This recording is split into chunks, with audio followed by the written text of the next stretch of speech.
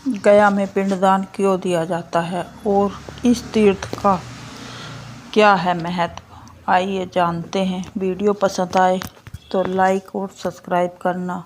जय श्री कृष्णा, राधे राधे। गुरु माँ चैनल में आपका स्वागत है। पितृपक्ष के दौरान गया में पिंडदान का विशेष महत्व है। पिंडदान व तर्पण करने से पितरों को मोक्ष की प्राप्ति होती है, इसीलिए इस स्थान को मोक्ष स्थली भी कहा गया है। यहाँ ब्रह्मा, विष्णु और महेश के साथ साथ अन्य सभी देवी देवता विराजमान हैं।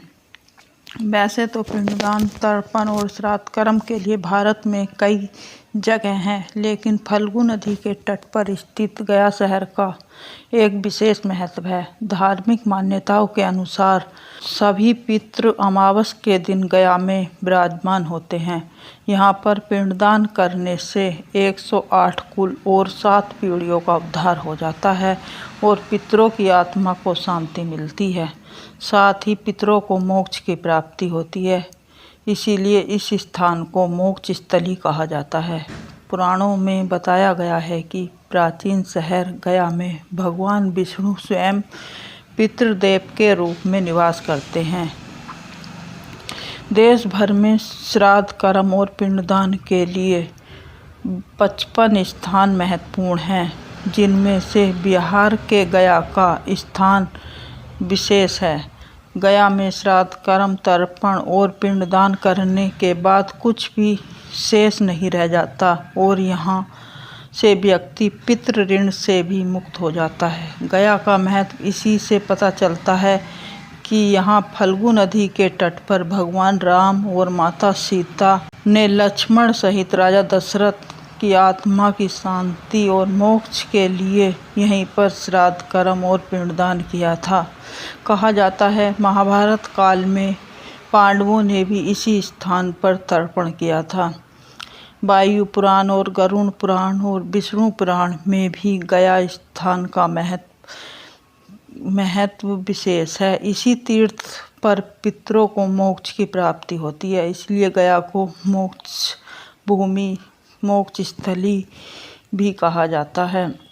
हर साल यहाँ पितृपक्ष के दौरान एक मेला लगता है, जिसे पितृ मेला कहा जाता है। गया शहर में हिंदुओं के साथ साथ बौद्ध धर्म के लिए भी पवित्र स्थान माना गया है। यहाँ पर बौद्ध धर्म के अनुयायियों ने अपनी शैली में यहाँ कई मंदिरों का निर्माण करवाया है।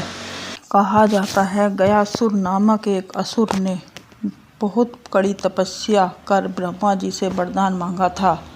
गयासुर ने वरदान में मांगा था कि उसका शरीर पवित्र हो जाए। जो भी उसके शरीर को देखेगा वह पाप मुक्त हो जाएगा। इसी वरदान के चलते लोगों में डर, भय सब खत्म हो गया और पाप करने लगे। पाप करते गयासुर के दर्शन कर मुक्ति पाते। ऐसा होने से स्वर्ग और नरक का संतुलन बिगड़ने लगा। बड़े बड़े पापी भी स्वर्ग पहुंचने लगे। इससे सभी देवताओं ने बचने के लिए गयासुर के पास गए और बोले, हमें यज्ञ के लिए एक पवित्र स्थान चाहिए। गयासुर ने पवित्र स्थान के रूप में अपना शरीर यज्ञ के लिए दे दिया।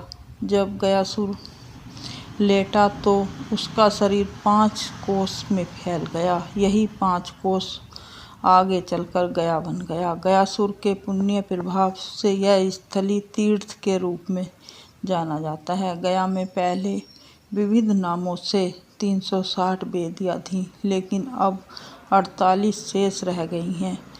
इसमें फल्गु नदी, सीता कुंड, राम कुंड, वैकुंठ, प्रेत योनि आदि शेष हैं।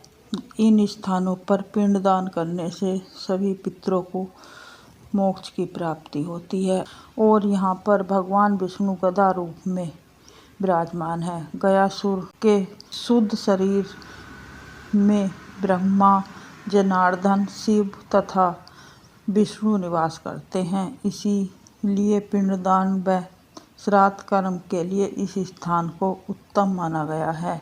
यहाँ पर श्राद्ध कर्म करने से पितरों को मोक्ष की प्राप्ति होती है और उनकी आत्मा को शांति मिलती है, जिससे वे वैकुंठ में जाकर निवास करते हैं।